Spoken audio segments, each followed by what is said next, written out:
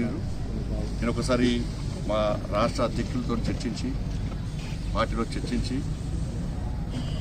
ఆ నిర్ణయాన్ని ప్రకటిస్తాను. రాష్ట్ర అధ్యక్షుడిగా ఉన్నప్పటికీ ఇప్పటివరకు కూడా భారతీయ జనతా పార్టీలో కమిట్మెంట్తో పనిచేసే కార్యకర్తలు, పార్టీ కోసం పనిచేసే కార్యకర్తల వర్గం అంతా మోడీ వర్గం అంతా. నేను మా ఇంటర్నల్ మీటింగ్లో కూడా చాలా సందర్భాలు చెప్పిన, బండి సంజయ్ వర్గం అని చెప్పి బండి సంజయ్ కోసం పనిచేస్తే కూడా దానికి క్షమించే ప్రసక్తి లేదు.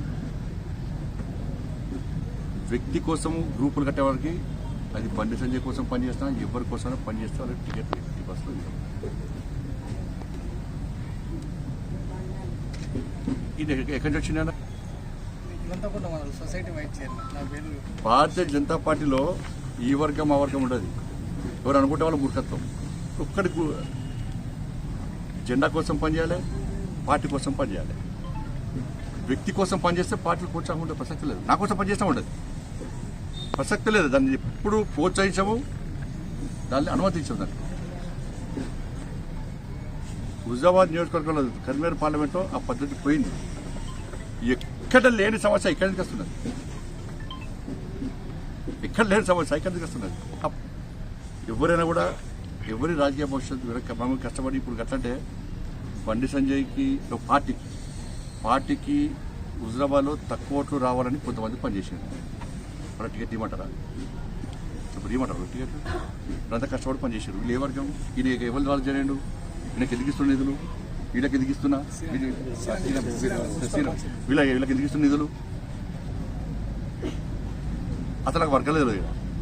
నాకు కార్యకర్తలు తెలుసు తప్ప ఇప్పుడు చేరినప్పుడు నేను అంతా యాక్టివ్గా లేను.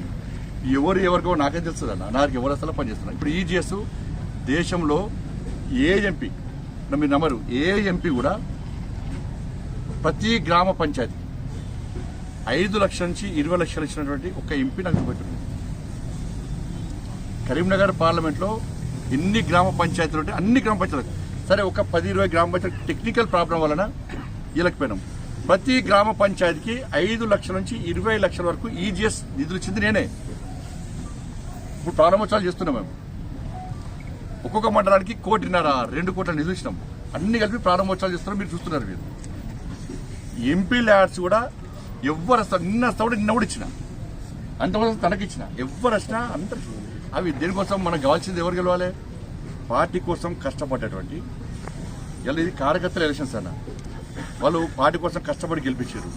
ఆ గెలిపించిన మళ్ళీ వాళ్ళు ప్రజాప్రతినిధులు చేయాల్సిన బాధ్యత మాది ఉంటుంది. లేకుంటే దానంత మూర్ఖత్వం ఇంకోటి ఉండదు. సిఆర్ఎఫ్ ఫండ్స్ 800 కోట్ల రూపాయలు తెలంగాణ రాష్ట్రానికి వస్తే సిఆర్ఎఫ్ ఫండ్స్ 219 కోట్ల రూపాయలు తెలంగాణ కరీంనగర్ వరకు వచ్చిన. ఇది వాళ్ళు చెప్పారు. మొన్న ఉస్నాబాద్లో కోమటిరెడ్డి వెంకటరెడ్డి గారే చెప్పారు. 219 కోట్ల రూపాయలు ఓన్లీ కరీంనగర్ పార్లమెంట్ నియోజకవర్గం చేసినాం. ఇప్పుడు మళ్ళీ 100 కోట్లు వస్తున్నాయి. ఈ దఫా మళ్ళీ 150 కోట్లు మళ్ళీ వస్తున్నాయి. గ్రామీణ సడక్ యోజన హైయెస్ట్ పైసలు ఇక్కడ వరకు వస్తాం. మీరు రోడ్లు చూస్తున్నారు. ఏ కమ్యూనిటాలు ఎవరికి కావాలన్నా బోర్లు కావాలి. మొన్న సమ్మర్లో దాదాపు 800లకు పైగా బోర్లు ఎంచినాం. సమ్మర్లో తండాలలో అక్కడ ఇక్కడ మొత్తం బోర్లు ఎవ్వరు బోర్లు అడుగుతా ఇష్టం. ఇక్కడ ఎవ్వరు అడుగుతా ఇష్టం బోర్లు. ఎవ్వరికి బోర్లు ఎవరికి వస్తాం అంటే ఈ వర్గానికి బోర్లు లేదు, ఈ వర్గానికి బోర్లు చేయాలనుకుంటాం. నాకు ఏ వర్గం నాకే తెలియదు. ఎవరు ఏ వర్గం ఇప్పుడు నాకేది వాళ్ళకి ఎదురు నాకేం తెలుస్తుంది. కాబట్టి నేను మళ్ళీ అప్పగిస్తున్నా. కొంతమంది గిరిగీసుకొని బండి సంజయ్కే పూజ చేస్తా అంటారనుకో, వాళ్ళ అవుట్ రాసిపోయారు. వాళ్ళ భవిష్యత్తు అవుట్ ఎదిగిస్తాం, టికెట్ ఎదిగిస్తున్నా. ఇప్పుడు నాకు సపోర్ట్ చేసి బండి సంజయ్ వర్గమే అని ఎవరన్నా కూడా టికెట్ ఇవ్వాలి. వర్గం అనాలి, పార్టీ కోసం పనిచేస్తా ఉండాలి. ఇది క్లారిటీ. ఇప్పటికైనా కొంచెం అటు ఇటు ఉంటే మీరు పార్టీ జెండా కింద రావాలి. నా కోసమే పనిచేసేవాళ్ళు కానీ ఇంకోటి కోసమే పనిచేసేవాళ్ళు కానీ పార్టీ జెండా కింద రండి. ఒక జెడ్పీటీసీ టికెట్ను సగం పంచే మనం దాన్ని సర్వే చేస్తున్నాం. మనకు కావాల్సింది ఇలా మెజార్టీ మనకు గెలవాలి. అన్ని పీఠాల్లో మనం కైవసం చేసుకోవాలి. ఎందుకంటే అభివృద్ధి చేసింది మనం, నిధులు తీసుకొచ్చింది మనం, కష్టపడేది మనం. నా 20,000 సైకిల్ అంటే ఈ మామూలు విషయం కాదు. దానికి ఎంత తెరవడానికి ఎంత కష్టపడడం నాకు తెలుసు. ఎంతమందిని ఒప్పించో నాకు తెలుసు.